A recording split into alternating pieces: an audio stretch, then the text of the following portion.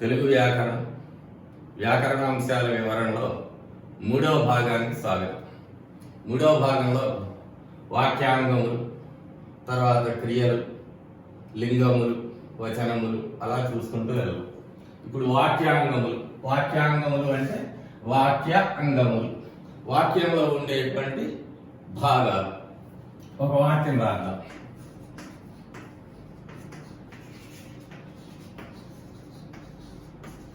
రాముడు రావణుని చంపాడు. 3 పదాలు ఉన్నాయి ఇక్కడ. ఇది ఒక వాక్యం అయింది.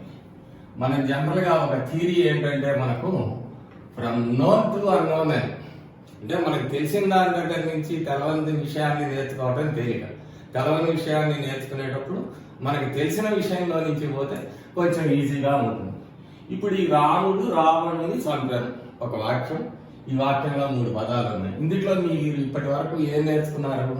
రాముడు అనేది ఒక భాషా భాగం, నామవాచకం తెలిసింది. చంపెను అనేది క్రియ. ఇది మనకు ఇంపార్టెంట్. ఇప్పుడు ఈ వాక్యాంగాలు చంపెను అనేది క్రియ. మనం భాషా భాగాలు నేర్చుకున్నప్పుడు క్రియని గురించి తెలుపుకున్నాం. చంపెను అంటే ఏమిటి? ఒక పనిని గురించి తెలియజేస్తున్నది. పనిని గురించి తెలియజేసేది క్రియ. కాబట్టి చంపెను అనేది క్రియ అని మీకు అర్థం. ఇప్పుడు ఈ క్రియ మీద మనం ప్రశ్నలు వేసుకోవాలి. ఎవరు చంపెను? చంపిన వాడు ఎవరు అని సమాధానం ప్రశ్న వేసుకుంటే వచ్చే సమాధానమే కర్త. ఎవరు చంపెను? రాముడు చంపెను. కాబట్టి రాముడు కర్త. అట్లాగే ఏదైనా ఒక వేరే ఏ వాక్యాలైనా సరే, రాముడు పాట పాడాను. ఎవరు పాడాను? రాముడు పాడాడు. కాబట్టి రాముడు కర్త. పని చేసేటువంటి వాళ్ళు కర్త. అట్లాగే ఎవరిని చంపెను? ఎవరిని, దేనిని, వేనిని అని ఇలా మనం ప్రశ్నలు వేసుకుంటే వచ్చే సమాధానం కర్మ. రాముడు దేనిని చంపాను? రాముడు వేనిని చంపాను? రాముడు ఎవరిని చంపాను? రాముడిని చంపాడు. కాబట్టి ఇది కర్మ. సో దీన్నే మన ఇంగ్లీష్లో సబ్జెక్టు, ఆబ్జెక్ట్, ప్రెడికేట్, లేకపోతే ఇప్పుడు వెర్బ్ అంటున్నాం. సో ఇప్పుడు మీ కర్త, కర్మ, క్రియ తెలిసినాయి. కర్త అంటే పనిని చేసిన వారిని గురించి తెలిపేది కర్త. కర్మ అంటే పని యొక్క ఫలితాన్ని అనుభవించేవాడు. రాముడు చంపాడు, ఇది చంపబడటం, దాని ఫలితం ఎవరు అనుభవించాడు? రావణుడు అనుభవించాడు. కాబట్టి రావణుడు కర్మ. చేసిన పని ఆ చంపడం, అది క్రియ. చంపను, తినను మనం భాషా పదాలు చెప్పుకున్నాం కదా. అలాగా క్రియ మీద మనం ప్రశ్న వేసుకున్నట్లయితే ఎవరు అని ప్రశ్న వేసుకున్నప్పుడు వచ్చిన సమాధానం కర్త అవుతుంది. ఎవరిని, దేన్ని, వేన్ని, ఎవరిని అని అట్లా ప్రశ్నలు వేసుకుంటే వచ్చే సమాధానం కర్మ అవుతుంది. ఇది కర్త, కర్మ, క్రియ. ఇవి వాక్యంలో ప్రతి వాక్యంలో ఉంటాయి. కాబట్టి ఇవి వాక్యంలోని భాగాలు. నెక్స్ట్ క్రియలు. ఇప్పుడు మనం చెప్తున్నాం కదా, అక్కడ చంపెను అనేది క్రియ. ఇట్లాంటి క్రియలు అనేకం ఉంటాయి. ఈ క్రియల్లో 2 రకాలు ఉన్నాయి. ఒకటి సమాపక క్రియ, 2 అసమాపక క్రియ. సమాపక క్రియ అంటే సంపూర్తి అర్థమును ఇచ్చున్నది. సమాపక క్రియ అంటే సంపూర్తి అర్థాన్ని ఇచ్చి వాక్యం పూర్తి అయిపోతుంది. రాముడు రావణుని చంపాను, అయిపోయింది. ఇది సంపూర్తి అర్థాన్ని ఇస్తుంది. ఆ వాక్యంలో ఇంకా మనం ఎదురు చూడాల్సింది ఏమీ లేదు. అలాగా సంపూర్తి అర్థాన్ని ఇచ్చేది సమాపక క్రియ. అసమాపక క్రియ అంటే దానికి ఆపోజిట్, అసంపూర్తి అర్థాన్ని ఇచ్చేది. అసంపూర్తి అంటే ఏంటి? వాక్యం పూర్తి కాదు. రాముడు అన్నము తిని చదివి పాఠశాలకు వెళ్ళాడు. వాడు రాముడు అన్నం తిన్నాడు, తర్వాత ఇంకో పని చేశాడు, పాఠం చదివాడు, ఆ తర్వాత బడికి వెళ్ళాడు. సో రాముడు అన్నము తిని అన్న చోట ఆపితే వాక్యం పూర్తి కావాలి. తిని తర్వాత పాఠము చదివి అన్నప్పుడు వాక్యం పూర్తి కావాలి. పాఠశాలకు వెళ్ళను అన్నప్పుడు పూర్తయింది. సో తిని, చదివి అనేటువంటివి కూడా క్రియలే. వాడు పని చేశాడు కాబట్టి తిన్నాడు, చదివాడు, అవి క్రియలే. అయితే అక్కడ అసంపూర్తి అర్థం ఇచ్చింది, వాక్యం పూర్తి కాలే. వాక్యం పూర్తి కాకుండా అసంపూర్తి అర్థాన్ని ఇచ్చేది అసమాపక క్రియ. సో క్రియ అంటే పనిని గురించి తెలియజేసేది, సమాపక క్రియ అంటే సంపూర్తి అర్థాన్ని ఇచ్చేది, వచ్చెను తినను వెళ్ళారు అట్లా. అసమాపక క్రియ అంటే అసంపూర్తి అర్థాన్ని ఇచ్చేది, తిని చదివి వెళ్ళి అట్లాంటి. అయితే వీటిల్లో సమాపక క్రియల్లో 2 రకాలు ఉన్నాయి, కర్మక అకర్మక. కర్మ అంటే ఇప్పుడు మనం ఇంతకుముందు తెలుసుకున్నాం, కర్మ అంటే ఏదో ఒక ఫలితాన్ని అనుభవించడం అనేది ఉంటుంది అక్కడ. ఆ కర్మ ఉంటేనేమో సకర్మక క్రియ, కర్మ లేకపోతే అకర్మక క్రియ. అంటే వాక్యంలో కర్మ ఉంటేనేమో సకర్మక. మనం చెప్తాం కదా, రాముడు రావణుని చంపెను అన్నప్పుడు ఆ చంపెను ఎవరు అన్నాయి అన్నప్పుడు సకర్మక అయింది, కర్మ ఉన్నది అందుట్లో. కర్మ లేనటువంటి వాక్యం అకర్మక క్రియ అంటే కర్మ లేకపోవడం, అకర్మ అన్నమాట. అంటే కర్మ లేకుండా వాక్యం. ఈ వాక్యంలో కర్మ అనేది ఉంటేనేమో సకర్మకం. ఒక ఉదాహరణ చెప్తాను, రావణుడు మరణించాను.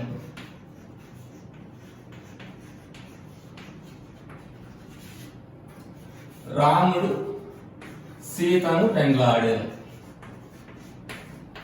ఇప్పుడు ఈ పెండ్లాడాను ఎవరు? రాముడు కర్త. ఎవరిని? సీతని. అంటే ఇక్కడ కర్మ ఉంది కాబట్టి రాముడు సీతను పెండ్లాడాను సకర్మక క్రియ. స అంటే కూడిన, కర్మతో కూడిన వాక్యం. తర్వాత రావణుడు మరణించాను. రావణుడు మరణించాను అన్నప్పుడు ఎవరిని మరణించాను, దేన్ని మరణించాను, వేరిని మరణించాను అని మనం ఇందాక క్వశ్చన్ వేస్తుంటే ఏ ఆన్సర్ రాదు. అంటే ఇట్లాంటి వాక్యాల్లో కర్మ లేదు, అయినా కానీ పూర్తి వాక్యమే. రావణుడు మరణించాను, వాక్యం పూర్తి అయింది కదా. కాబట్టి రావణుడు మరణించాను, ఇందులో కర్మ లేదు కాబట్టి ఇది అకర్మక క్రియ. సో సమాపక క్రియలో కర్మ ఉన్నది, కర్మ లేని. కర్మ ఉంటేనేమో సకర్మక క్రియ, కర్మ లేకపోతే అసమాపక క్రియ. ఇక ఇవి అంత పెద్దగా అవసరం లేదు. అసమాపక క్రియల్లో 6 రకాలు ఉంటాయి, కానీ మనకి ఎక్కువగా ఉపయోగపడేవి సంధుల్లో వాటిల్లో వచ్చేవి ఈ 2 మాత్రమే. త్వార్థకము, శత్రర్థకము, చేదర్థకము, ఆనంతర్యార్థకము, మధువర్ధకము, తుమున్నార్థకము. త్వార్థకము అంటే ఇవన్నీ కూడా దాదాపుగా సంస్కృతం నుంచి వచ్చినాయి. త్వా, భుక్త్వా, గత్వా అని సంస్కృతంలో ప్రయోగాలు. వాటిని తెలుగులోకి అనువదించుకున్నప్పుడు తిని, వెళ్ళి అని వస్తాయి. ఇప్పుడు ఈ తిని, వెళ్ళి ఇవన్నీ కూడా అసమాపక క్రియలను మనం ఇంతకుముందు తెలుసుకున్నాం కదా. కాబట్టి మనం సింపుల్ గా ఏం తెలుసుకోవాలంటే ఈ త్వాలు ఇవన్నీ మీకు గుర్తుండవు, కానీ ఇకారము అంతమంది ఉన్నది, ఇకారము అంతమంది ఉన్న అసమాపక క్రియలు త్వార్థకములు. శత్రర్థకం, శత్రర్థకం అంటే వర్తమాన కాలం. వర్తమాన కాలానికి ఒక క్రియ ఏం చెప్పాలి? నేను పాఠం చెప్పుచున్నాను, అన్నము తినుచున్నాను, ఇట్లా. అంటే తినుచు, ప్రజెంట్ అన్నమాట. ప్రజెంట్ టెన్స్ ఇంగ్లీష్ అంటాం. తినుచు అంటే సున్ అనేటువంటిది అంతమంది ఉన్న. అంతమంటే ఆ పదంలో చివర ఇందాక వెళ్ళి, తిని, చదివిలో ఈ ఉంది. ఇప్పుడు మనం చెప్పబోయే క్రియలో సున్ అనేది ఉంటుంది. వచ్చుచున్. అట్లాగే తినుచున్, ఇదిగోండి సున్. ఇక్కడ వెళ్ళి పెట్టామనుకోండి, ఇదిగో ఈ ఇకారం అంతమంది ఉన్నది త్వార్థకము, సున్ అంతమంది ఉన్నది శత్రార్థకము. ఈ 2 కూడా మనకి సందుల్లో చాలా అవసరం అవుతాయి. ఈ ఊరికే తెలుసుకొని వదిలేద్దాం. చేదర్థకము, చేత్, ఇవన్నీ కూడా చేత్, అనంతరము, మతుము, ఇవన్నీ కూడా సంస్కృతంలో ప్రత్యయాలు. వాటిని బట్టి ఇవి ఏర్పడ్డాయి. ఇంకా మరి కొన్ని ఉన్నాయి, కానీ వాటితో అంత మనకు పనిలేదు. చేత్ అంటే కార్యకారణ సంబంధం. కార్యము, కారణము. ఓ పని చేస్తాం, ఎందుకు చేస్తాము? ఏదో ఒక కారణం ఉంటుంది, ఆ కారణం వల్ల ఈ కార్యం జరుగుతుంది. ఇది కార్యకారణ సంబంధం. దీనికి ఉదాహరణ ఏంటంటే వానలు కురిసిన పంటలు పండును. పంటలు పండటం కార్యం. కారణం ఏంటి? వానలు కురవాలి. వానలు కురవకపోతే పంటలు పండవు. కాబట్టి ఇది చేత్ అనే అర్థం వచ్చే కార్యకారణం. ఈ కార్యము, కారణము ఈ 2 కలిసి ఉండేటువంటిది ఆ సంబంధాన్ని బట్టి ఏర్పడేది. వాన కురిసినన్ అంటే నన్ను అనేది వస్తుంది అన్నమాట. అట్లాగే ఆనంతర్యార్థకం. ఆనంతర్యము అంటే అనంతరము. అనంతరము అంటే తరువాత. నువ్వు పని చేస్తే దాని తర్వాత నీకు ఫలితం వస్తుంది ఎప్పుడో, అట్లా అన్నమాట. ఇక్కడ నీవు పూజ చేయుడు లేక నీవు తపము చేయుడు హరి ప్రసన్నుడయ్యాడు. హరి ఎప్పుడు ప్రసన్నమవుతాడు? నువ్వు పూజ చేయాలి, నువ్వు పని చేయాలి, చేస్తేనే ఆయన ప్రసన్నమవుతాడు. కాబట్టి అది అనంతర్యార్థకం. మతువర్తకం. మతు అనేది ఒక ఇది ఆ సంస్కృతంలో ఉండే విషయం. ఈ మతుప్ అంటే కలది, కలవాడు. దీనికి ఉదాహరణ మనం ఏం చెప్పుకోవచ్చు అంటే శ్రీమంతుడు.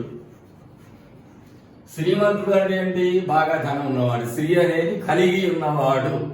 నువ్వు నేను కాదు, ఎవరో ఒక మనిషి ఉంటాడు. ఆ మనిషి పేరు కాదని, కానీ మనం అట్లా చెప్తాం.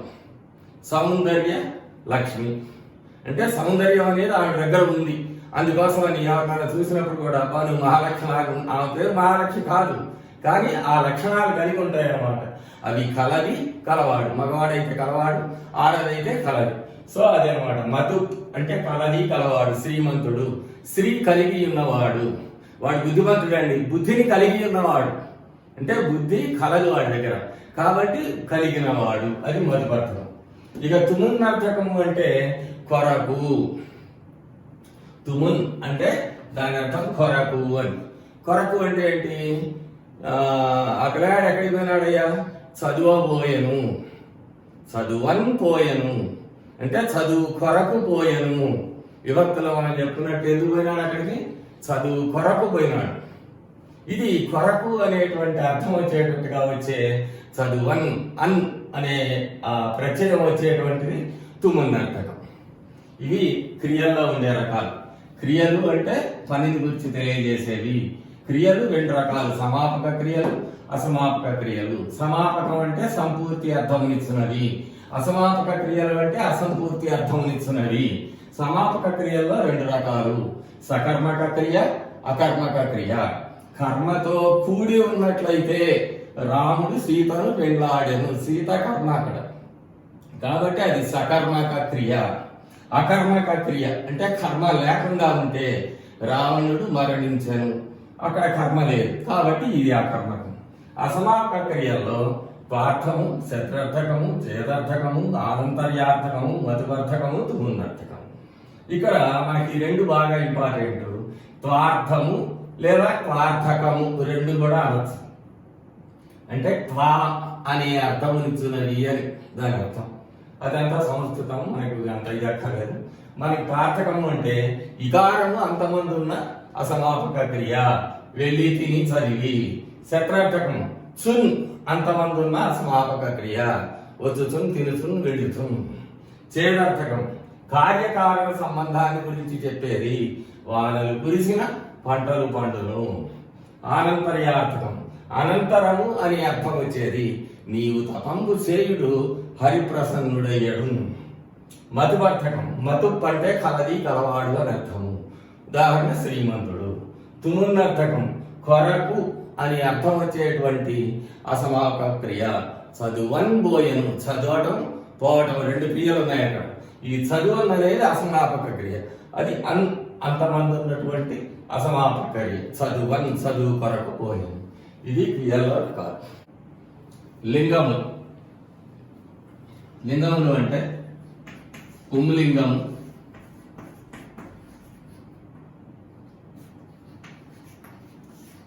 స్త్రీలింగము,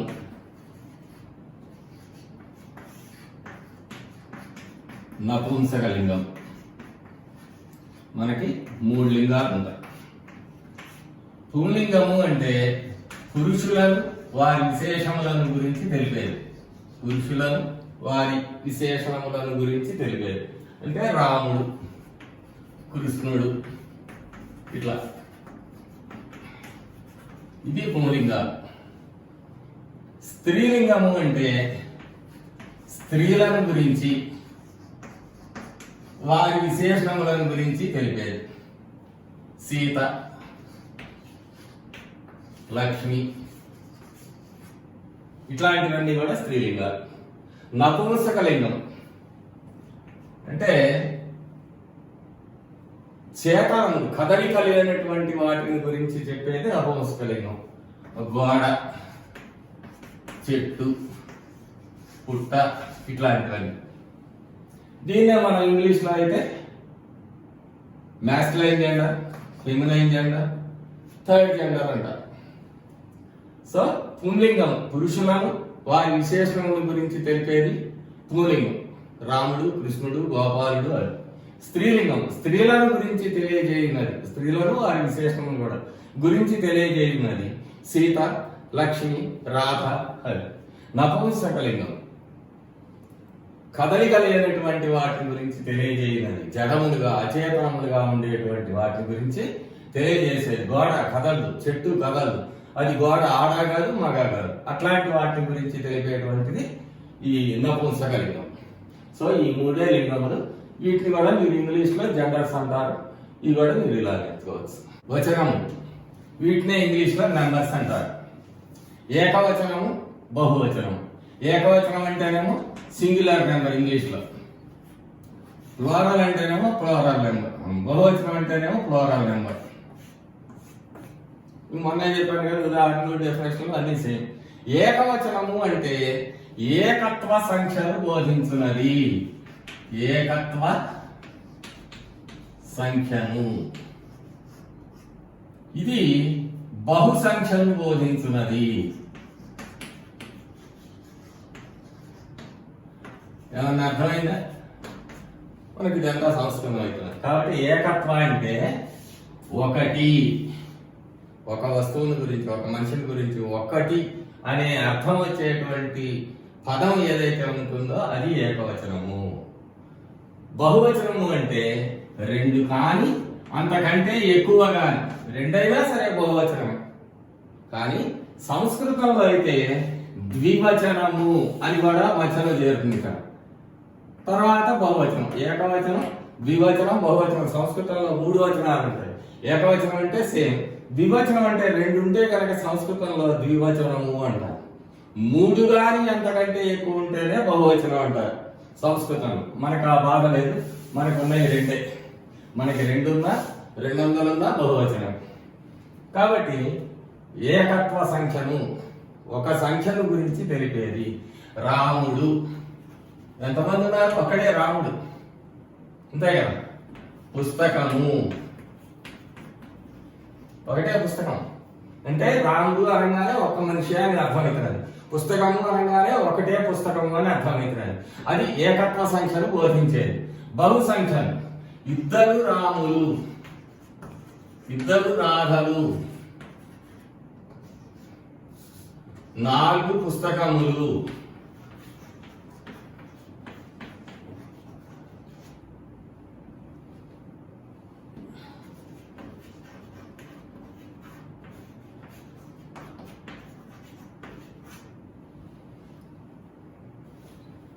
ఇప్పుడు 2 రాధలు అన్నప్పుడు రాధలు ఎంతమంది ఉన్నారు? 2 ఉన్నారు. అంటే ఒకటి కంటే 2 కానీ అంతకంటే మించి కానీ అనుకున్నాం కాబట్టి ఇది బహువచనం. అట్లాగే పుస్తకములు 4, ఇది కూడా 2 కంటే ఎక్కువ ఉన్నాయి కాబట్టి బహువచనం. అసలు ఏమీ లేకుండా ఉంటాయి. ఇళ్ళు, ఊళ్ళు. ఇల్లు అనేది ఏకవచనము, ఇళ్ళు అనేది బహువచనం, ఊరు అనేది ఒక ఊరు, ఊళ్ళు అనేది ఎన్నైనా ఉండొచ్చు. 2 అయితే 2, 10 అయితే 10, 8 అయితే అని ఉండొచ్చు. కాబట్టి ఏకత్వ సంఖ్యను బోధించేది రాముడు పుస్తకము ఒకటి, బహుత్వ సంఖ్యను బోధించేది 2 కానీ అంతకు మించి కానీ, 2 కానీ అంతకు మించి కానీ ఉంటే కనుక ఇది బహువచనం. నెక్స్ట్ కాలము. కాలము అంటే మీకు తెలుసు, వర్షాకాలం, వానాకాలం, శీతాకాలం లాగా ఇవి భాషలో వర్తమాన కాలము, భూతకాలము, భవిష్యత్ కాలము, తద్ధర్మకాలం. వర్తమాన కాలము అంటే జరుగుతూ ఉండేటువంటిది, జరుగుతూ ఉండేటువంటి పని. ఇప్పుడు మనం చేస్తున్నాం, ఏం చేస్తున్నాం? నేను పాఠం చెప్తున్నాను, మీరు పాఠం వింటున్నారు, ఇలాగా అన్నమాట. చదువుతున్నాడు, ఇది దానికి ఉదాహరణ.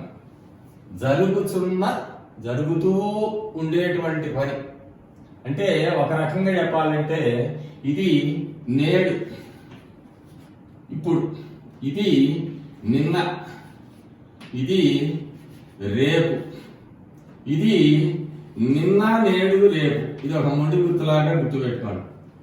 ఇప్పుడు జరుగుతూ ఉండేటువంటి పని చదువుతున్నాడు, ఇది వర్తమాన కాలం. దీన్నే ఇంగ్లీష్ లో మనం ప్రజెంట్ టెన్స్ అంటాం.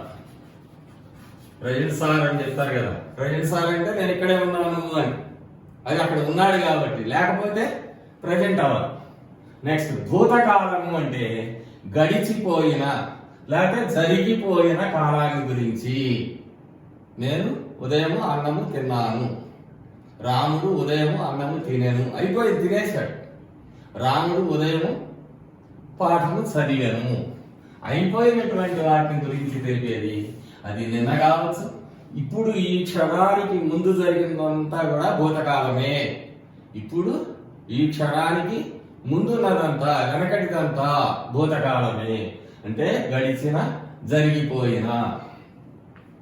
ఇక మూడోది భవిష్యత్ కాలం.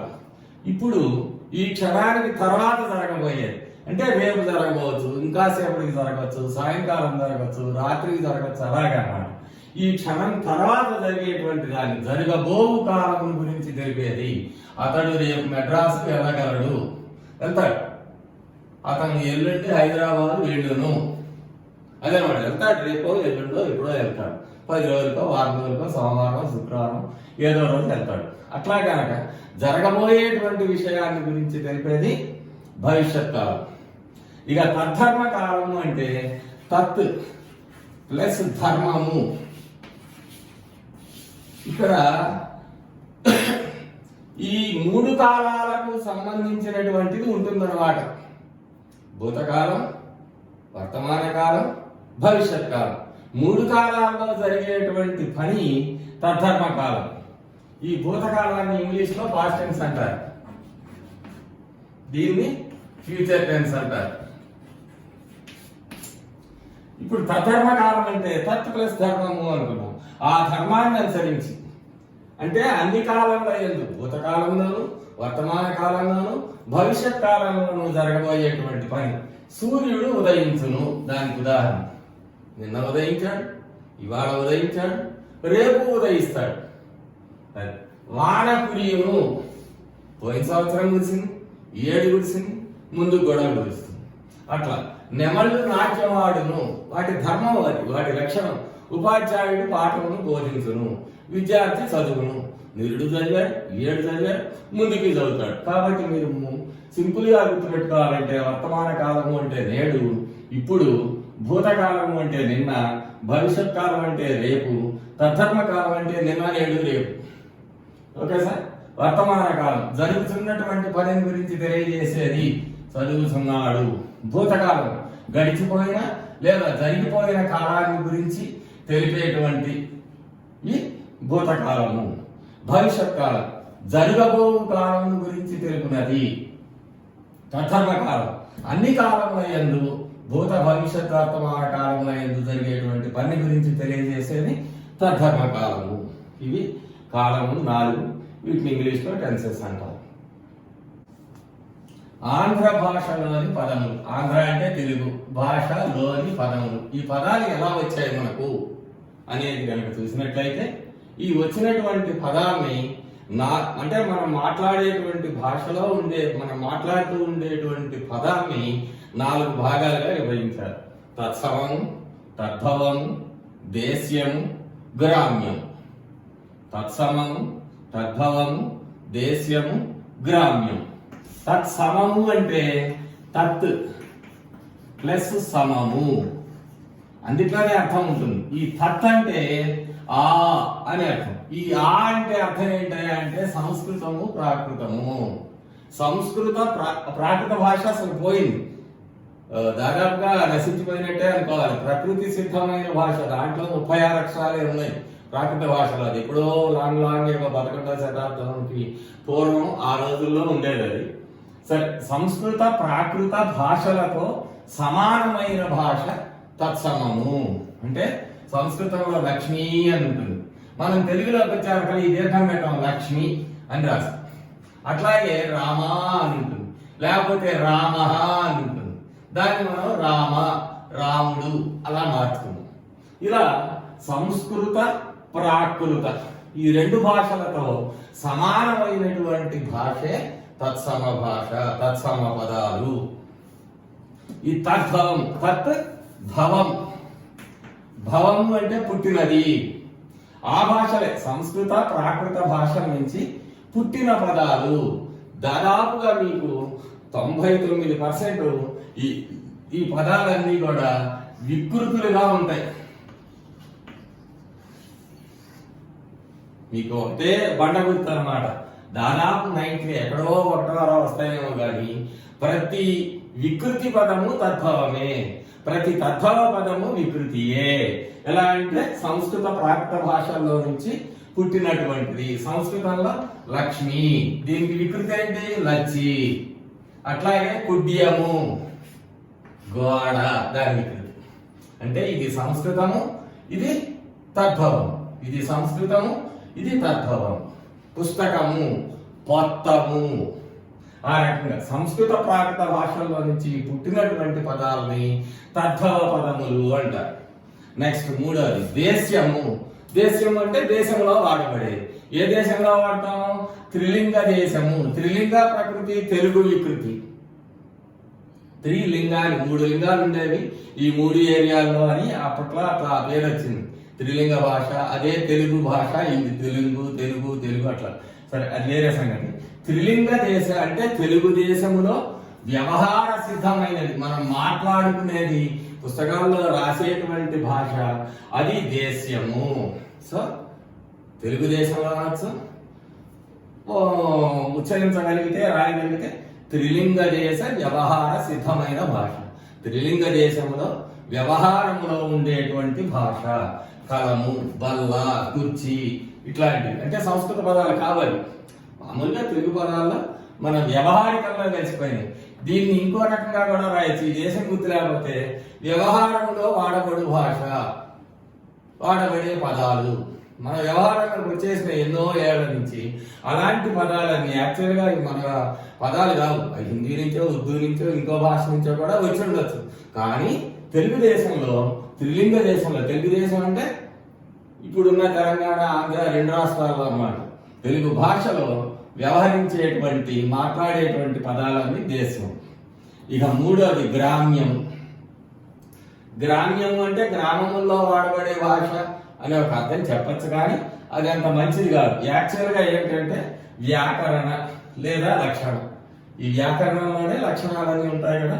లక్షణ విరుద్ధమైన భాష లేదా వ్యాకరణ విరుద్ధమైన భాష అంటే మనం జనరల్గా రాసేటప్పుడు ఉపయోగించకూడదు, 10 మందిలో మాట్లాడేటప్పుడు మనం ఆ పదాలు ఉపయోగించకూడదు.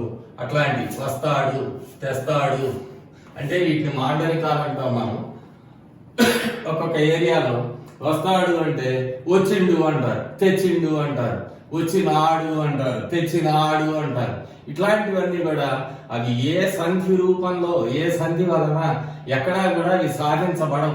కాబట్టి ఇది గ్రామ్యము అంటే వ్యాకరణానికి, లక్షణానికి విరుద్ధమైన భాష, వ్యతిరేకం. వ్యాకరణంలో దాన్ని మనం సాధించలేం. కాబట్టి అది ఎలా వచ్చింది, ఏ సూత్రం ద్వారా ఆ పదం వచ్చిందని మనం చెప్పలేము. వచ్చిండు, చచ్చిండు, పోయిండు ఇలాంటి పదాలన్నీ వాడుతుంటారు. వాటన్నిటిని కూడా గ్రామ్యములు అంటారు. ఇవి 4 రకాలు ఆంధ్ర భాషలోని పదాలు. తత్సమము, తద్భవము, దేశ్యము, గ్రామ్యం. తత్సమము అంటే సంస్కృత ప్రాకృత భాషలతో సమానమైన భాష. లక్ష్మి, లక్ష్మి, రామ, రామ, రాముడు. తద్భవం సంస్కృత ప్రాకృత భాష నుంచి పుట్టింది. లక్ష్మి, లచ్చి, కుడ్యం, గోడ. ఇవే జనరల్గా వికృతులుగా ఉంటాయి. దేశ్యం త్రిలింగ దేశ వ్యవహార సిద్ధమైన భాష. కలము, బల్ల, కుర్చీ. గ్రామ్యం వ్యాకరణ విరుద్ధమైన లేకపోతే లక్షణ విరుద్ధమైన భాష. వస్తాడు, తెస్తాడు, పోయినాడు ఇలాంటి పదాలు. ఇవి ఆంధ్ర భాషలో ఉండే పదాలు.